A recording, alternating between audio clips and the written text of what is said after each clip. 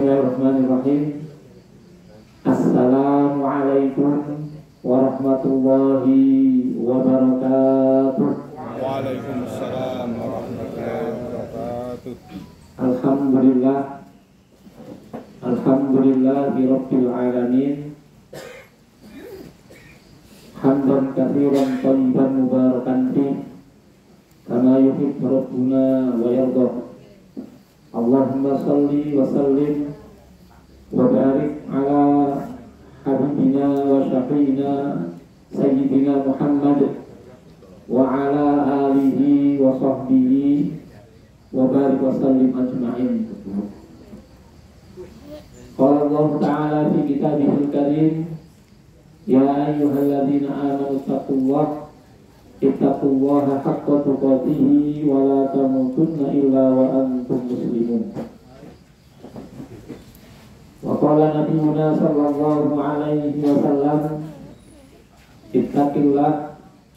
ittaqillaha haitsu ma kunta wa atti'is sayyi'atal hasanata tamhuha wa khaliqin nasa bi khuluqin hasanin.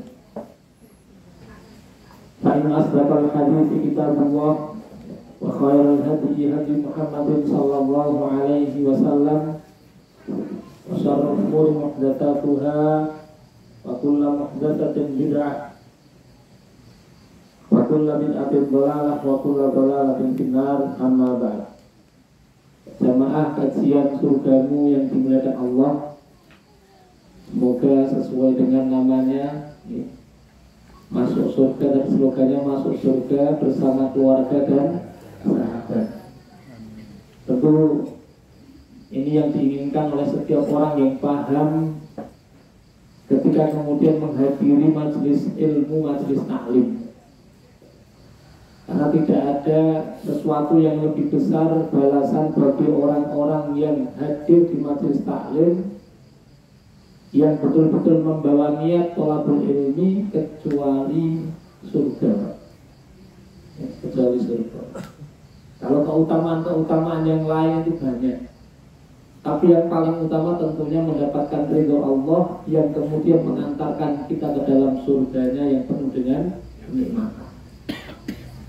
Semoga kita semuanya diberi apa yang Allah janjikan kepada kita sebagai orang-orang yang terus-menerus berthalabul ilmi. Amin ya rabbal alamin. Shalawat juga salam mari kita haturkan kepada junjungan kita, suri teladan kita, manusia terbaik yang pernah ada di dunia ini, yang Allah utus di tengah-tengah umat manusia rahmatan lil alamin, membawa ajaran yang paling sempurna, yaitu Nabi kita Muhammad sallallahu alaihi wasallam, dan juga pada keluarga beliau, para sahabat, dan orang-orang yang senantiasa mengikuti sunnah dan ajaran beliau sampai hari akhir nanti. Hadirin hadirat kaum muslimin wal muslimat rahimani wa rahimakumullah. Kesempatan pagi hari ini kajian saya sebagaimana yang sudah di-share mungkin ya, di grup ataupun di Facebook, tidak lagi membahas harta haram, tapi kita akan mengkaji satu kitab yang sangat fenomenal yang berjudul Minhajul Qasidin. Tapi kita ambil mukhtasornya, Mukhtasar Minhajul Qasidin, yang ditulis oleh seorang ulama yang dikenal dengan nama Ibnu Qudamah Al-Maqdisi. Ibnu Qudamah Al-Maqdisi ini seorang ulama yang luar biasa. Beliau juga menulis banyak kitab, dan beliau termasuk ulama mazhab Hambali. Tapi insya Allah kita akan mengkaji kitab Mukhtasar Minhajul Qasidin ini tidak terlalu banyak membahas fikihnya, tapi membahas keutamaan-keutamaan dan perkara-perkara yang kaitannya dengan bagaimana kita meraih keutamaan-keutamaan itu. Jamaah yang dimuliakan Allah, kitab Minhajul Qasidin ini terbagi menjadi 4 bagian. Yang bagian pertama berisi tentang ibadat ataupun hal-hal yang terkait dengan ibadah. Kemudian yang kedua, perkara-perkara yang nanti kaitannya dengan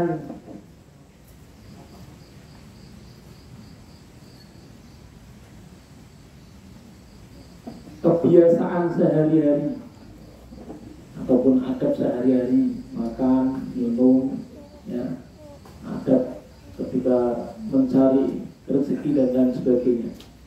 Kemudian bagian ketiga membahas tentang hal-hal yang merusak, ya, hal-hal yang merusak, penyakit-penyakit hati, ya, menuruti hawa nafsu dan lain sebagainya. Kemudian yang keempat adalah membahas tentang hal-hal yang bisa menyelamatkan. Insya Allah nanti semoga kita diberi keistiqomahan untuk bisa mengkaji kitab ini pelan-pelan tapi pasti, ya, bagaimana yang juga disebutkan di dalam kitab ini. Barang siapa yang thalabul ilmi ataupun mencari ilmu kemudian Allah takdirkan meninggal dalam keadaan thalabul ilmi, maka nanti dia akan dibangkitkan, akan ditempatkan di satu tempat yang setara atau sama dengan para nabi dan rasul. Ya. Kenapa? Karena orang-orang yang belajar ilmu, orang-orang yang berthalabul ilmi ini melanjutkan apa yang menjadi tugas para nabi dan rasul. Ya. Dalam sebuah hadis Rasul sebutkan al-ulama warathatul anbiya. Para ulama itu pewarisnya para nabi.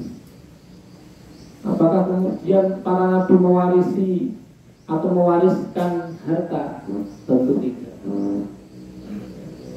Para nabi apakah kemudian mewariskan kerajaan yang megah?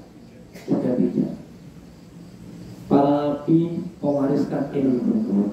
Itu warisan nabi yang paling berharga adalah ilmu. Maka orang-orang yang datang di majelis ilmu, dia harus paham betul bahwasanya keutamaan yang akan dia raih ini adalah keutamaan yang luar biasa. Nah, nanti sedikit kita sampaikan yang di pasal pertama dalam bab ibadat tadi itu adalah tentang keutamaan ilmu serta hal-hal yang berkaitan dengan hal itu. Jamaah yang dimuliakan Allah, mungkin kita sudah sering dengar motivasi dari para guru-guru kita, dari para ulama-ulama kita, dari para kiai, dari para asatidz, ya, tentang keutamaan ilmu.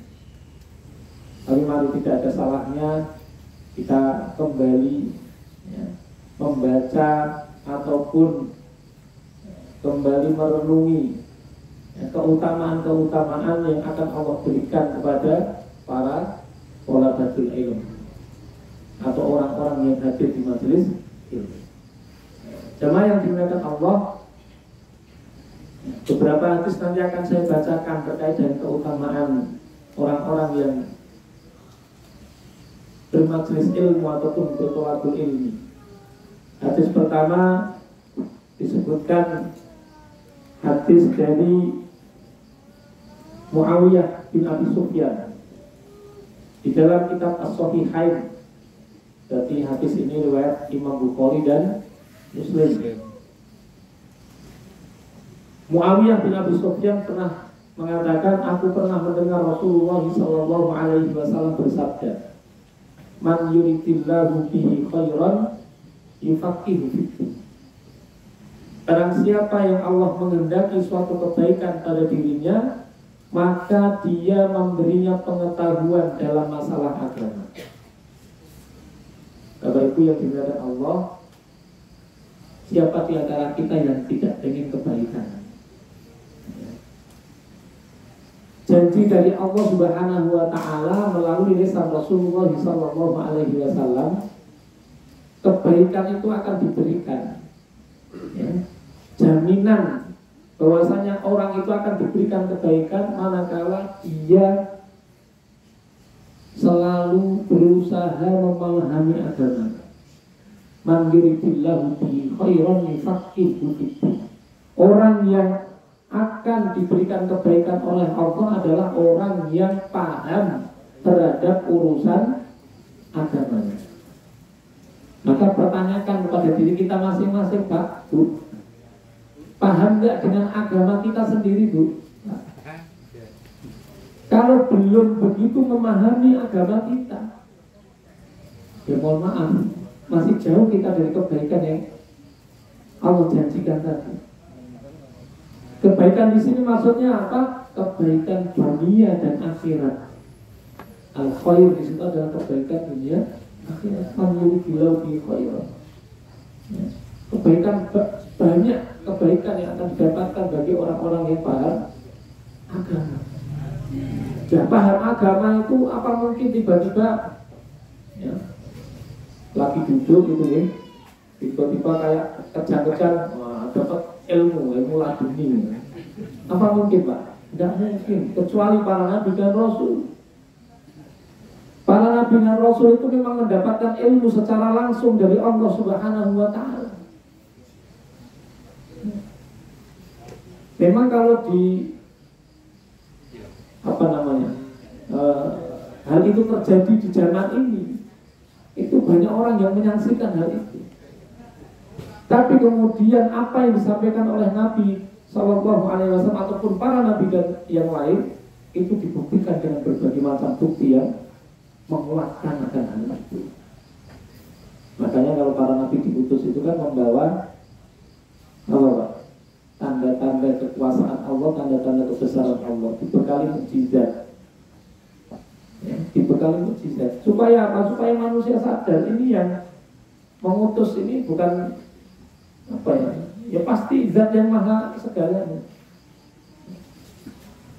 Buktinya apa? Para nabi bisa melakukan hal-hal di luar nalar manusia. Nah, kalau kita tidak mungkin tiba-tiba ngaku, saya dapat wahyu. Wahyunya apa? Wahyunya wahyu ningsih atau wahyu biru. Jadi jemaah yang dimuliakan Allah Subhanahu wa Ta'ala, maka kalau kita masih menginginkan kebaikan, sekali lagi masih menginginkan kebaikan atau menginginkan kebaikan, maka kunci yang nanti akan menjamin kita untuk membuka kebaikan-kebaikan itu adalah tafaqquh fiddin, paham terhadap urusan agama. Ya, harus paham.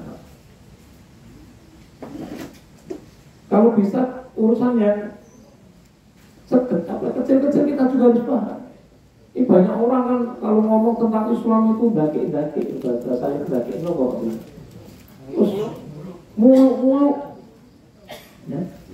Tapi ditanya tentang bagaimana cara toharoh yang benar, bingung, Pak. Ya.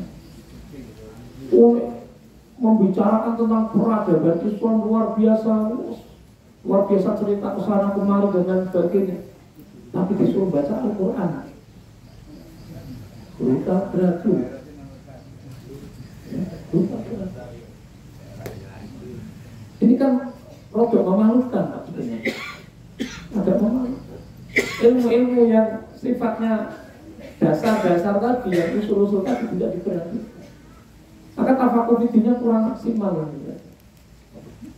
Maka Bapak Ibu yang dimuliakan Allah, mulai dari hal yang kecil-kecil, baca Al-Quran. Ya. Kalau ada di antara kita yang baca Al-Quran yang belum lancar, cari guru-guru ngaji. Banyak bertebaran di sekitar kita. Pak, malu Mas kalau datang ke majelis-majelis yang majelis taksin itu kan, kajian taksin, malu Mas, udah tua, masih ikut A-I-U-B-A. Tapi itu babi itu malu, Mas. Kalau malu, ya, malu itu boleh, Pak. Tapi kalau dalam urusan tolabul ilmi, ya musibah, Pak. al-haya'u minal iman, betul. Malu itu sebagian dari iman. Ya, malu yang mencegah orang melakukan perbuatan dosa atau maksiat. Tapi kalau malu dalam thalabul ilmi musibah. Ya, tapi ada istilah malu bertanya sesat bicara. Jadi kan lagi kemana malu tanya, ya, tanya sama Mbak Google itu, ya. Itu disasar-sasar kadang. Malu tanya sama orang, ya sudah nggak ketemu alamatnya. Maka jangan malu untuk hadir di majelis ilmu. Walaupun mungkin ya secara umum kita kayaknya terlambat. Itu terlambat itu kan relatif, Pak. Orang-orang sekarang aja ngomong terlalu tua kalau saya ngaji Quran. Lu justru kesempatan yang paling bagus di saat ini. Dimana kita butuh, dimana kita betul-betul sadar kita belum bisa ilmu ini, kita pelajari. Ya. Kalau mungkin wah saya betul-betul malu saat gimana saja, ada nggak yang mau ngajari ke rumah saya? Silakan cari, Pak, banyak. Ya. Dan bisa nggak ngajari saya ngaji Al-Quran di rumah? Ya bisa, silakan. Nyari guru-guru ngaji yang dekat-dekat rumah dulu. Ya, kalau mau guru saya ya ongkosnya mahal, Pak. Maksudnya dari Bandung ke sini kan lumayan.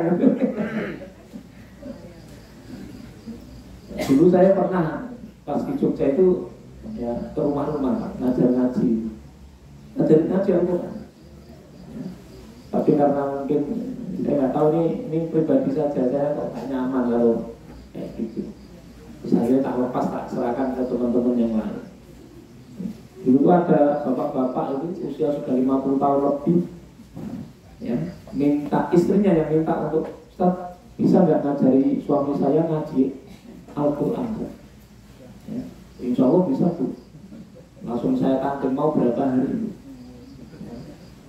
Ya, suami saya itu bisanya cuti seminggu saja, kan kerjanya di Kalimantan, ya, di Kalimantan.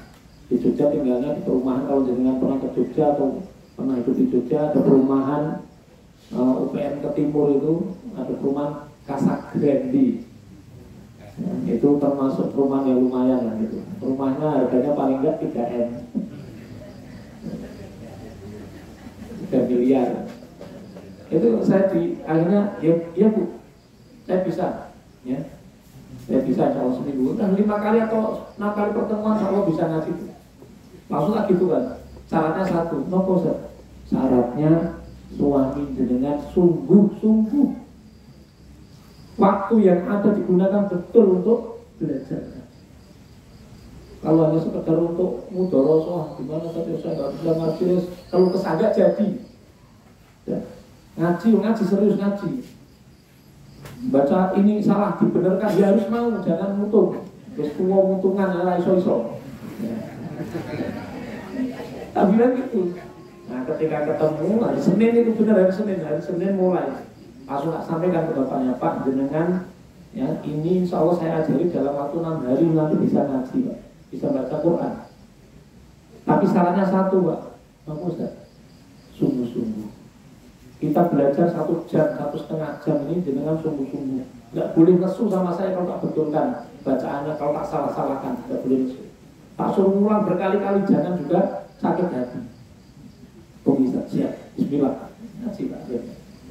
Tak tes sebelum ngaji, monggo Pak dibaca. Ya huruf hijaiyah itu dibaca. A, B, Ta, Ta. Kok berhenti, Pak? Enggak tahu setelah ini apa. A, B, Ta, Ta. Cuma 4 huruf, Pak. Bu. Ya. Saya mau, Pak, modalnya luar biasa. 4 sudah. Tinggal sisa berapa, Pak? Bu? 24. 4 lagi, Pak. Abatas sudah bagus. Sisanya gampang nanti. Itu yang paling sulit itu Pak, 4 dulu, Pak. Nanti belakangnya mudah. Langsung semua tuh. Ini ada, iya udah nanti. Langsung saya jadi. Mungkin jenengan pernah tahu metodenya. Ya dulu ini terus terang. Ya baru kali ini saya ngomong di sini. Saya pakai metode namanya yang menemukan orang Magelang. Ustadz Umar Takwim, kalau dengan pernah dengar. Orang Magelang, orang Kalinegoro, tinggalnya di Kalinegoro. Nama metodenya Sakifa. Pakai ta infak. Ya. Pernah dengar Pak? Belum. Orang Magelang tadi itu pernah dengar. Saya dulu tinggal di Jogja, saya tahu. Sakifah. Itu metodenya enak banget itu. Ini sekalian promosi lah apa nanti apa-apa beliaunya ke sini ya suruh ngisi. Tapi kalau beliau diminta ngisi malah saya nanti yang suruh maju. Udah jenengan aja. Nah itu metodenya apa? Guru Wijaya yang 28 itu dibagi 2 ya, dibagi 2 atau berapa ya. Cara ngajarkannya dengan cara bercerita. Gimana cerita yang dipakai ya. Untuk mengenalkan huruf itu pakai cerita. Nama saya Mala Rosa. Kata wajah toko sofa ada bahaya. Langsung apa Bu ya? Nek cerita itu nih buku seneng dong. Orang cerita langsung hafal kan? Gak ada 1 menit langsung hafal. Nama saya Mala Rosa. Kata wajah toko sofa ada bahaya. Nah, nun, ya, ma, sa, ya, udah dapat dulu. Ya. Mala Rosa diulangi lagi, la Rosa tambah lagi. Ya. Kata wajah toko sofa ada bahaya. Udah 16 huruf. Itu dalam waktu berapa? 1 menit sudah hafal 16 huruf. Oh tambah senang bapaknya. Udah semangat Pak. Hari ini cukup ini dulu 16 huruf. Besok huruf berikut. Itu dia aja. Dan alhamdulillah Pak 5 hari. Betul-betul 5 hari saya ngajari beliau dengan modal 4 huruf tadi. 5 hari selesai. Hari kelima tak suruh baca surat An-Naba. Kalau mau surat Al-Fatihah, orang mau coba hafalan. Surat An-Naba yang tak suruh baca. Pak dibaca surat An-Naba, dibaca. Selesai Pak. Ya. 10 ayat. Dalam waktu setengah jam. 10 ayat setengah jam. Tidak apa-apa gitu. Amat yata sa aluna. Mas kayak gitu. Amin nabail azim gitu. Pelan-pelan tak tuntun ya. Dan alhamdulillah setelah 5 hari itu beliau konsisten baca Quran. Ketemu bulan Ramadan setelah itu beberapa bulan kemudian tak sampaikan Pak jenengan kalau serius ngaji kemarin saya tak ajari Ramadan khatam. Ramadan harus khatam sekali. Insya Allah nanti dibimbing sama istri. Alhamdulillah Pak. Khatam 1 kali lebih separuh. Ya, salah 1 Ramadan. Ramadan berikutnya masih saya kontrol, masih saya tanya. Berikut Pak, masih konsisten ngaji. Insya Allah saat masih ini Ramadan targetnya 2 kali khatam dan alhamdulillah. Dan betul 2 kali khatam Ramadan berikut. Bagi orang yang sudah bisa baca Al-Quran ya 2 kali khatam biasa. Tapi kan bagi beliau kan luar biasa. Dan ini hal yang kecil kayak gini. Belajar itu dari yang kecil itu. Nggak usah sih merotok. Susah-susah ngumpet mikir ya. Tidak mikir sudah 10-10 pengennya kan ngaji itu yang enak-enak gini apa gitu. Ngurung-ngurung rakon nyatet. Boleh santri saya Pak, mohon maaf. Santri saya nggak bawa buku catatan, langsung tak marah-marah di tempat. Setiap saya ngaji di pondok itu di MBS Bandungan itu, saya sampaikan, diangkat buku sama pulpennya, tak suruh angkat satu-satu. Ya pulpennya dicoba, bisa nggak? Karena nanti alasan ketika ada obatnya, kenapa? Bawa pulpen sama pil habis, ngapain pulpen habis dibawa? Tak suruh ngecek itu satu-satu sebelum ngaji gitu kan. Kenapa? Karena tulisan itu yang akan mengikat ilmu. Para ulama mengatakan ilmu itu seperti binatang liar atau binatang buruan. Binatang buruan kan liar Pak. Jangan nangkap misalnya apa berburu ijan misalnya. Terus sekarang nggak boleh bisa melindungi. Misal rusa atau ijan ditangkap dan kena. Terus ditaruh di sebelah dengan tanpa ditali. Ya, dilepas tangannya dilepas. Kira-kira ngapain? Langsung lari Pak. Kabur dia. Ilmu itu seperti itu Pak. Dengan ngaji sekarang pagi ini, nanti udah jam 8 sampai rumah. Mau apa ya? Hilang apa? Kewajiban. Bukan kewajiban yang sudah terkait berkaya. Balik ini. Alhamdulillah boleh berkaya orang berkati. Berkati. Ya, jadi ini Bapak Ibu sekalian dirahmati Allah, man yuridillahu bi khairan yufaqihu fiddin. Jadi kunci mendapatkan kebaikan sudah enggak di sini sudah Rasulullah katakan yufaqihu fiddin. Berarti tafakuh fiddin itu pembuka pintu-pintu kebaikan. Belajar itu pembuka pintu-pintu kebaikan. Maaf ada Pak yang orang itu hobinya datang ke pengajian. Ya. Ini bukan orang yang betul-betul tafakuh fiddin, tapi dia mengikuti jalannya orang-orang yang tafakuh fiddin, datang ke majelis. Ada orang yang cuma kalau ada pengajian datang dulu, gitu. Cuma dengerin sambil ngantuk-ngantuk. Gitu. Itu banyak yang kayak gitu. Tapi orang-orang yang seperti ini banyak yang tetap mendapatkan manfaatnya Pak. Minimal mendapatkan manfaat apa? Teman yang baik. Ya. Ampunan dari Allah itu bukan minimal lagi kalau ampunan dari Allah itu. Setiap orang kan pengen ampunan dari Allah. Orang yang datang ke majelis ilmu tanpa ada niat untuk thalabul ilmi saja diampuni dosanya sama Allah. Apalagi yang datang ke sini niat thalabul ilmi. Nah, tapi niat itu harus muktarinan bifi'lihi Pak. Niat itu harus dibarengi dengan perbuatannya. Niat toh aku niat ngaji Mas, tapi ning omah cek ngopi, nonton TV. Ya, niat toh. Niat itu harus nyetar motor gitu. Mana sih motor? Ya, jalan naik motor ke sini. Ya. Apalagi bawa catatan itu niat betul. Ya, orang yang berniat betul thalabul ilmi nggak banyak sekali yang keutamaan. Nah, keutamaan berikutnya.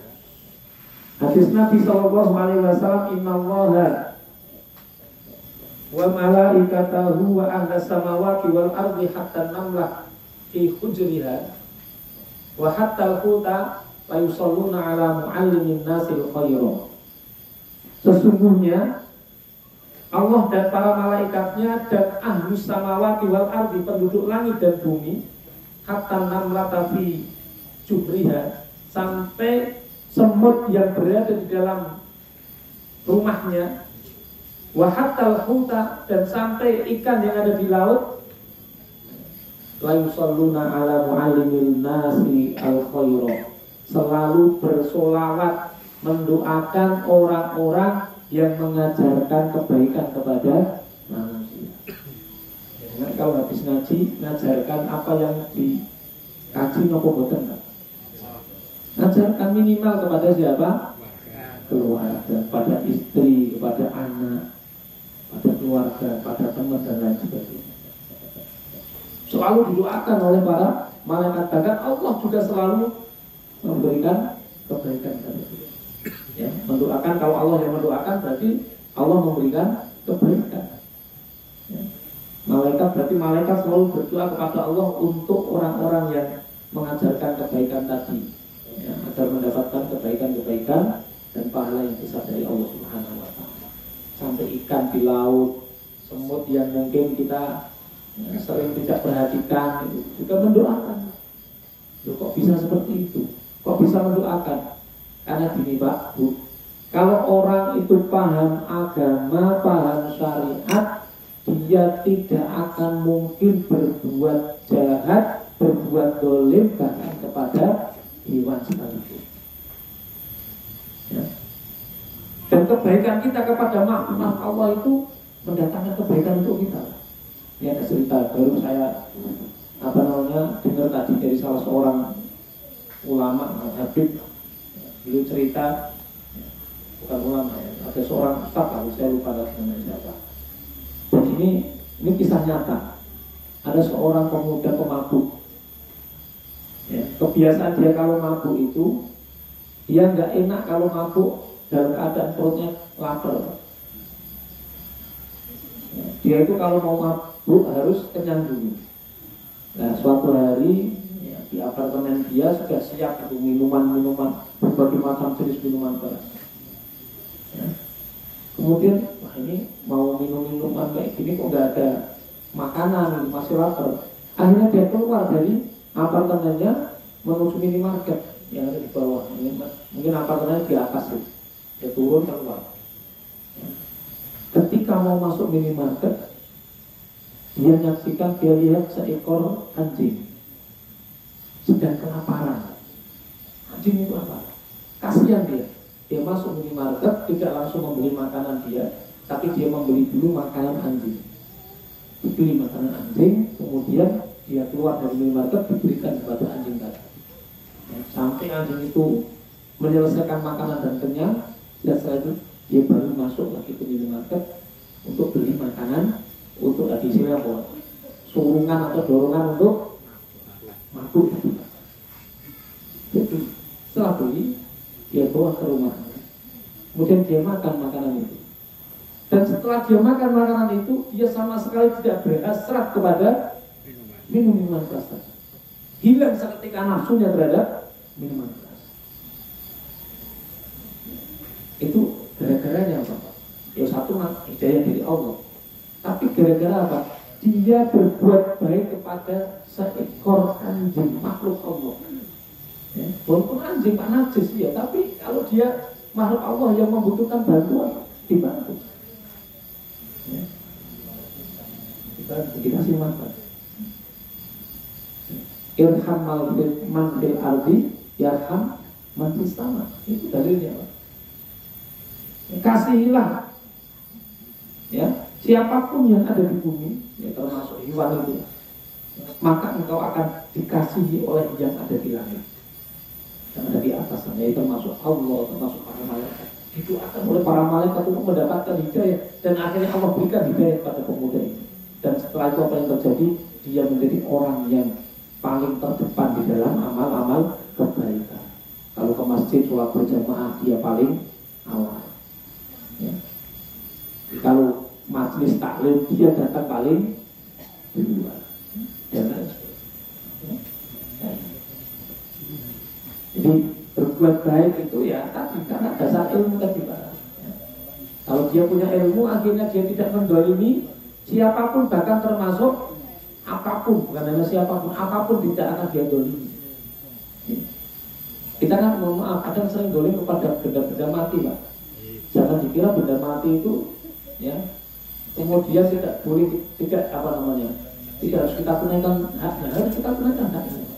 Motor misalnya dengan pakai setiap hari, ada hak motor yang harus dengan berikan apa perawatan, diservis Pak. Pak, emang gue tuku oli Mas, mendingan gue tuku skincare. Udah dibuka tahu olinya tapi garing, nggak ada apa-apanya, tahu gila. Itu dolim Pak, ya. Dolim. Jadi apalagi terhadap yang makhluk yang bernyawa nggak boleh. Ya tumbuh-tumbuhan itu nggak boleh kita dolim. Nggak boleh kita dolim. Nah, orang-orang yang punya ilmu lah yang kemudian bisa melakukan kebaikan-kebaikan itu kepada setiap makhluk Allah Subhanahu wa Ta'ala. Ya. Orang-orang, mohon maaf, sekarang banyak orang pintar tapi tidak berilmu sebenarnya Pak. Sehingga apa yang terjadi? Merusak lingkungan kita, merusak alam kita. Itu orang-orang yang nambang-nambang minyak bumi, batu bara itu apa bukan orang pintar itu? Orang pintar. Ini nggak ngalim Pak, orang ngalim dia. Atau nggak ngalim? Nah, orang yang berilmu itu nggak seperti itu. Itu hanya pintar saja, nggak berilmu. Kalau kata hadis Nabi, orang berilmu itu man amila bima alima wa ilmuhu yunasibu amalu. Jadi orang pintar itu, orang alim itu harusnya adalah orang yang ya ilmunya diamalkan, dia mengamalkan ilmunya dan amalnya bersesuaian dengan ilmunya. Coba sekarang, saya itu pernah Pak ngobrol dengan salah satu mahasiswa. Kebetulan dulu binaan saya dulu. di Jogja. Dia jurusan pertanian. Saya tanya, Mas, dengan sampean ini belajar jurusan di pertanian ini dipelajari apa? Bagaimana biar tanaman itu ya, ataupun menjaga supaya kesuburan tanah itu baik terjaga dengan cara-cara yang alami, natural. Berarti kembali ke alam ya Mas. Iya, Ustaz. Jadi nggak boleh kita pakai pupuk-pupuk kimia dan lain sebagainya. Berilmu ya Pak Peter. Berarti dengan tahu misalnya pestisida alami apa, ya pupuk yang akan menjadikan pupuk alami yang akan menjadikan tanah itu semakin subur. Tahu Ustaz. Dipelajari semua di kampus Ustaz. Wah, luar biasa. Setelah lulus Pak. Kerja di mana sekarang Mas? Di perusahaan pupuk, perusahaan pestisida. Itu organik apa kimia Mas? Ya, kimia. Malu-malu dia ngomong. Jadi mau ngomong ilmu biar gini di Mas gak enak lah. Jadi banyak orang yang sebenarnya berilmu tapi tidak dipraktekkan. Bahkan pernah ngomong gitu sama anakku, Mas kalau jenengan saya carikan orang yang punya tanah terus dengan kelola dengan cara organik dengan cara yang baik, mau nggak? Belum berani Ustaz. Terus sekarang mau ya kerja dulu saya kerjanya ternyata di perusahaan. Ya perusahaan juga. Ya. Jadi layu nasibu ilmu, amaluhu layu nasibu ilmu. Amalnya tidak sesuai dengan ilmunya, ini bermasalah. Ya, ini bermasalah. Ya. Ini hadis yang kedua lagi. Yang berikutnya, fadlul alimi alal abidi ka fadlil qamari lailatal badri ala sa'iril kawakib wa innal ulama awaratul anbiya wa innal anbiya lam yurithu dinaran wala dirhaman wa inna ma warithul ilma faman akhadha bihi akhadha bi hadzin wahid.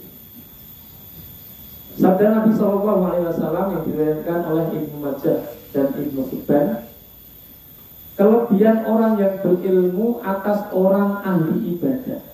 Ahli ibadah di sini diasumsikan ahli ibadah yang ilmunya mungkin rotok kurang. Dia hanya seragam ibadah, tapi bukan orang yang konsen di urusan tafakuh fikih. Dia seragam ke masjid, sholat 5 waktu sholat di masjid, puasa sunnah terus dia kerjakan, sering bolak-balik umroh haji. Misalnya, tapi dia bukan orang yang konsen dalam urusan tafakuh fikih, ya, mempelajari atau mendalami urusan agama. Kata Nabi, kafadlil qamari lailatal badri ala sa'iril kawakib. Ya. Seperti keutamaan bulan di malam purnama dengan seluruh bintang-bintang. Ya cahayanya itu Pak, kalau bulan itu gede. Ya, bulan purnama kan gede, mencorong gitu nih. Nah, itu dibandingkan dengan cahaya bintang itu kan jauh sekali Pak perbandingannya. Ya. Wa innal ulama, maka kemudian Nabi mengatakan sesungguhnya para ulama itu warathatul anbiya, pewarisnya para nabi. Wa innal anbiya, dan sesungguhnya para nabi lam yurithu dinaran wala dirham. Para nabi itu tidak mewariskan dinar dan dirham, tidak mewariskan uang, harta, tahta, ya, kekuasaan dan lain sebagainya, tidak. Wa innama warathul ilma, kan tetapi para nabi itu mewariskan ilmu. Faman akhoda bihi akhoda bihadin wahid. Barang siapa yang mengambil warisan para nabi, ya, yang disebarkan di majelis-majelis ilmu, maka dia telah mengambil bagian yang sangat banyak, keuntungan yang sangat besar. Ya. Pernah itu Abu Hurairah itu pernah kuar-kuar. Celakalah kalian wahai manusia, warisan Nabi sedang dibagikan secara cuma-cuma. Langsung datang orang-orang Pak, warisan Nabi ini, warisan Nabi ini. Kalau orang Indonesia warisannya Pak Karno itu diburu ya. Warisannya Pak Karno diburu itu sampai ke Swiss itu kemana. Ini warisan Nabi, orang-orang pada bertanya-tanya, kami ingin dapat bagian itu wayang Hurairah. Celaka kalian nggak tahu warisan Nabi sedang dibagi-bagikan. Di mana? Itu di masjid. di majelis-majelis ilmu. Oh, dibully. Nggak paham ya. Ini banyak orang yang sekarang nggak paham itu, Pak. Majelis-majelis ilmu itu kan majelis di mana sedang dibagi-bagikan warisan para nabi. Warisan Nabi Muhammad dibagi-bagikan. Dan cuma banyak orang yang ya mungkin ketika datang ke majelis ilmu ya warisan, saya dapat sedikit aja lah, nggak apa-apa. Masih alhamdulillah masih mending. Yang repot yang rontok ya, rugi ataupun rugi banget itu orang yang nggak mau datang. Sudah di-share ya, informasi pengajian di saung kabita ini ngisi sopo tuh orang level atau di mana di masjid mana yang mesti ulama luar biasa besok-besok nggak ayo ono besok neng wae saiki ora sih. Orang-orang yang merugi ini Pak, sudah di-share setiap hari itu kan sampai ada grup di Magelang itu Pak, kalau jangan tahu ada grup info kajian Magelang. Info kajian Magelang itu di-share tiap hari itu kajian-kajian majelis-majelis taklim yang ada di wilayah Magelang. Di-share sampai ada Instagramnya, sampai ada Facebooknya. Tapi ya nggak tahu yang datang itu lah.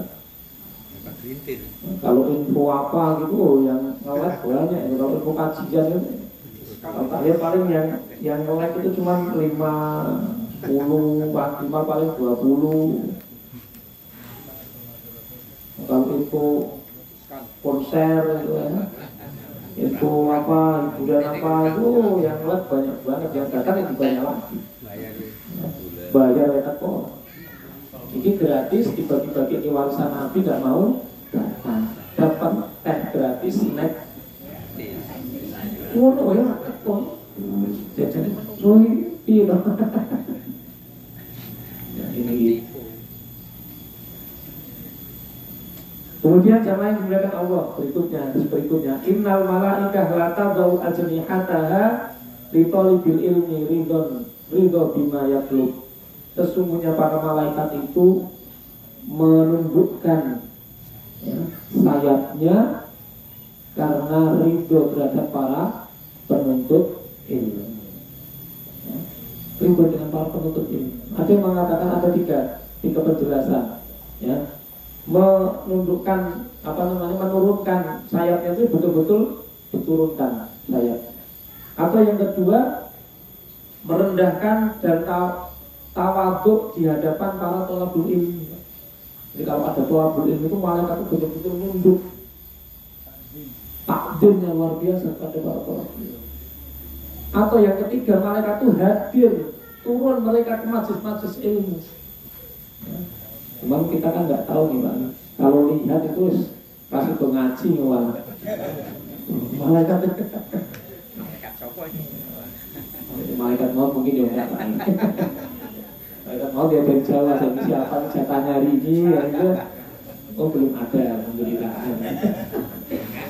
Ya, ada ya siap-siap kan gitu. Kita tiap hari diintai sama malaikat maut Pak. Pikirannya enggak, setiap hari kita diintai malaikat maut itu. Itu rambut jenengan yang sudah putih, jenggotnya ini saya sudah punya ada putih, jenggotnya putih. Apalagi yang banyak putihnya itu siap-siap Pak. Dan ingatkan itu kan peringatan tiap hari. Kamu itu bakal mati, siap-siap. Maka salah satu upaya kita Pak untuk siap-siap itu, nah ini hadis-hadis berikutnya ini. Satu, man salaka thariqan yaltamisuhu fihi ilman sahalallahu lahu bihi thariqan ilal jannah. Orang yang selalu ya bertolabul ilmi, melewati satu jalan dalam rangka tolabul ilmi, maka akan Allah mudahkan jalannya menuju surga. Ya kan kita kan datang ke sini supaya mudah masuk surga, Bu. Pak, gini apa gimana? Maka kalau pengen jalan yang mudah masuk surga, jangan takut mati. Itu benar, jangan takut mati, Pak. Mati itu bagi orang-orang yang paham dengan, atau bagi orang-orang beriman itu kabar gembira sebenarnya. Kabar gembira. Kenapa? Karena kabar akan proses di mana kita akan bertemu sama Allah. Proses dimana kita nanti akan kita nikmati hasil jeripayah kita selama di dunia beramal soleh. Kan ada nanti nikmat kubur kan, akan kita dapatkan itu setelah kematian kita.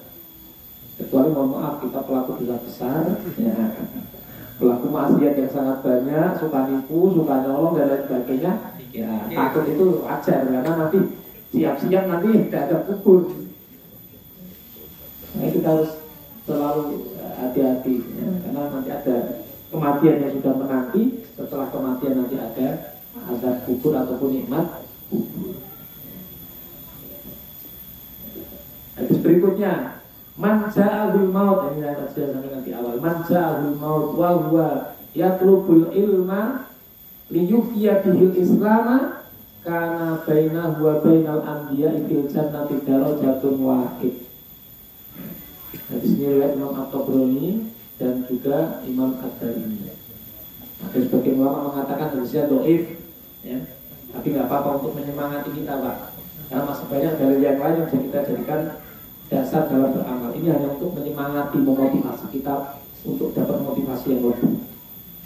Barang siapa yang datang kepadanya kematian, man ja'ahul maut, siapa yang kedatangan kematian, ya, atau siapa yang mati itu bahasa gampangnya.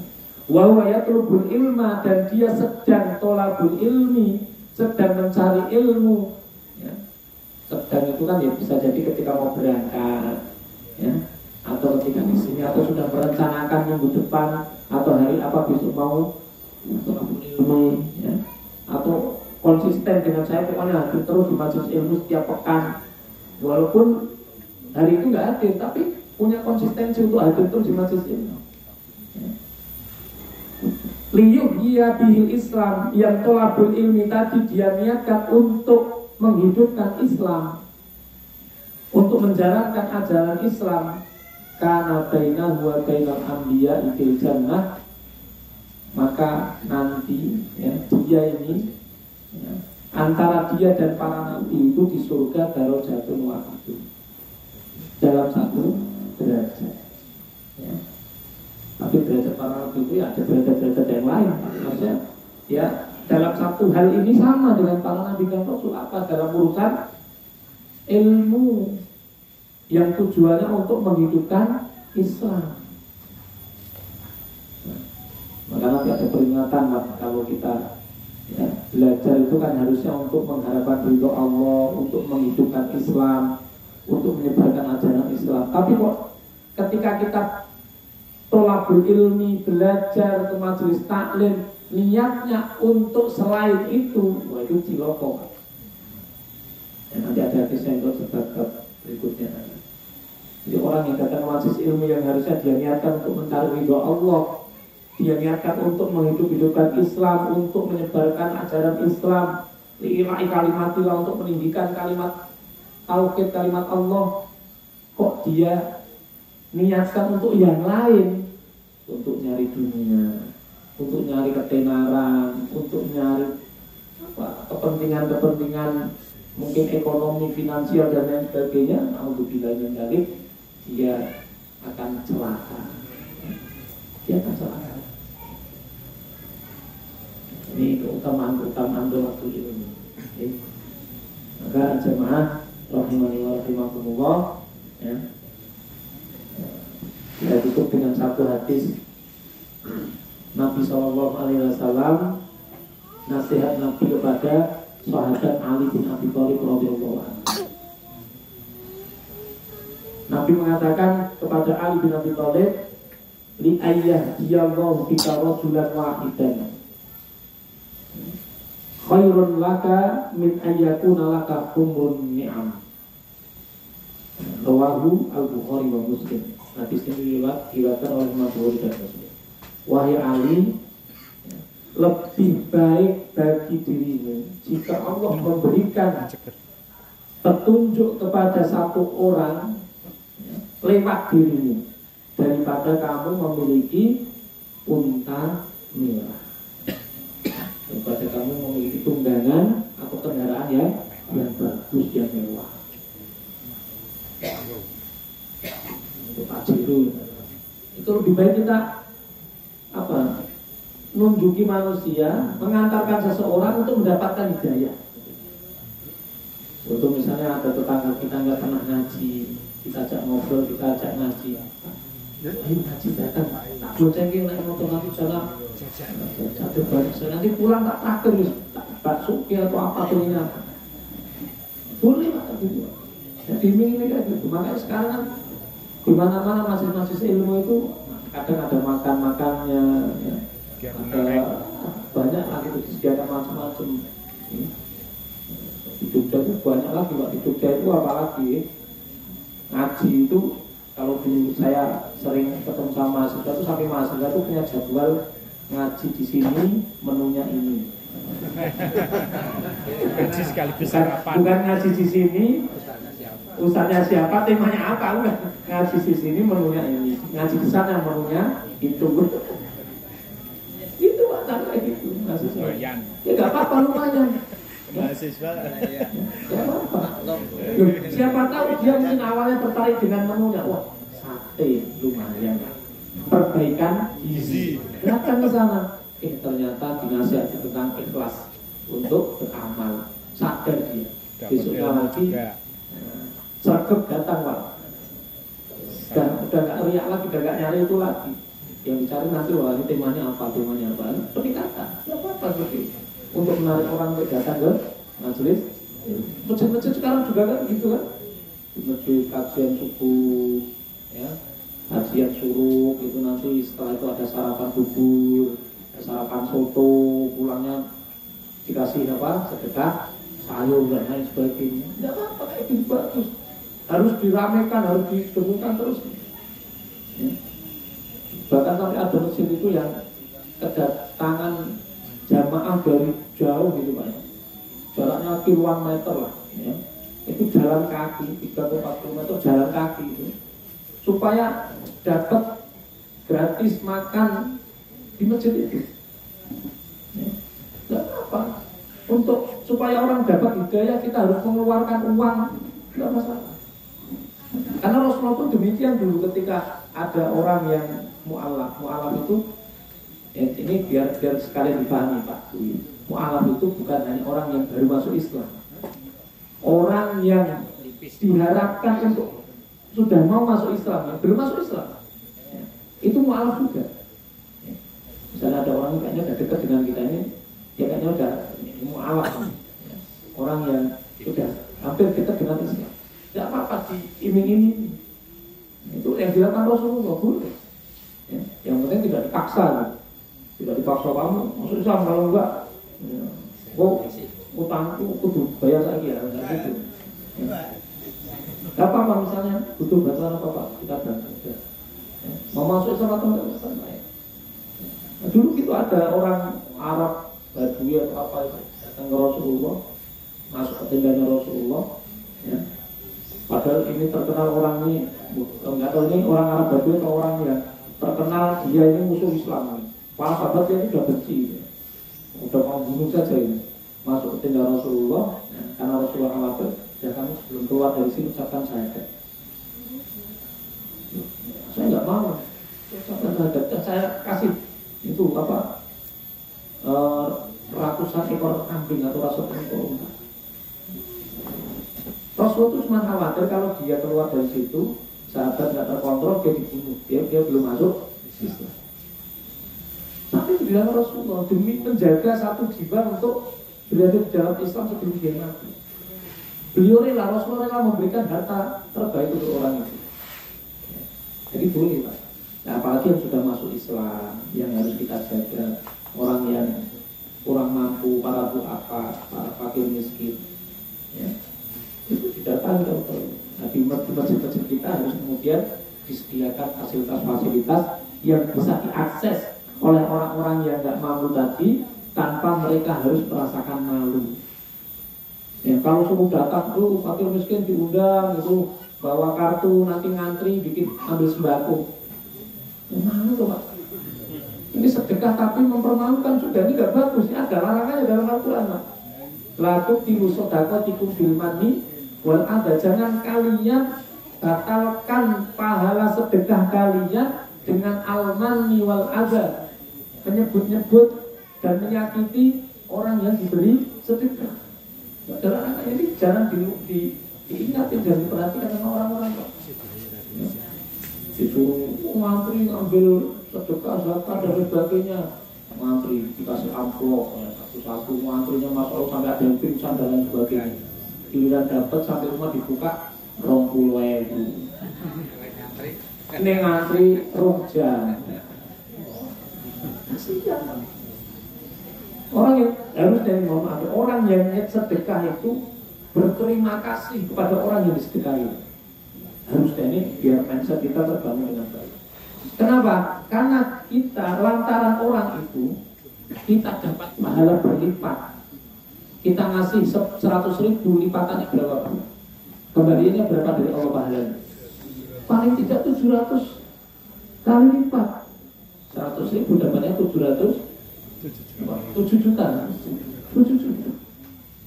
100.000 7 juta. Bayangkan. Oh enggak terima kasih gimana kita sama orang itu. Gara-gara kita ngasih orang itu, kita dapat kembalian dari Allah 700 kali lipat.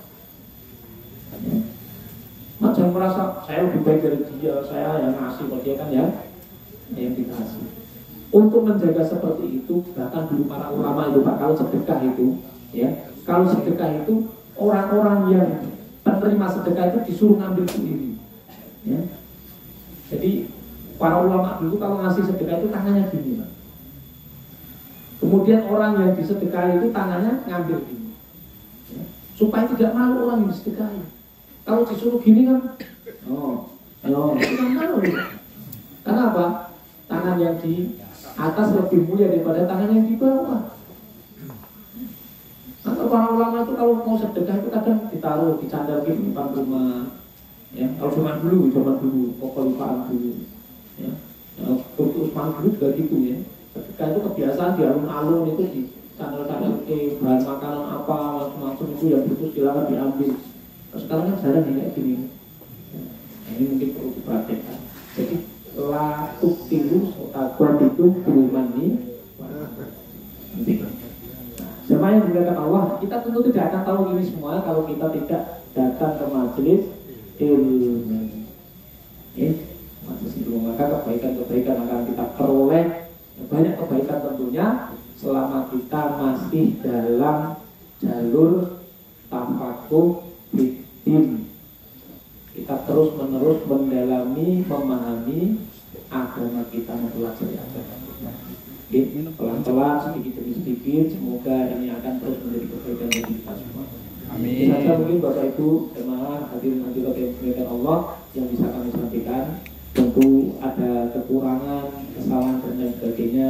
Kami mohon maaf dari pada dengan semua dan beristighfar kepada Allah Subhanahu wa taala. Alhamdulillah. Astagfirullahaladzim wa lakum wa lisa'ilil muslimin kulli dzambin.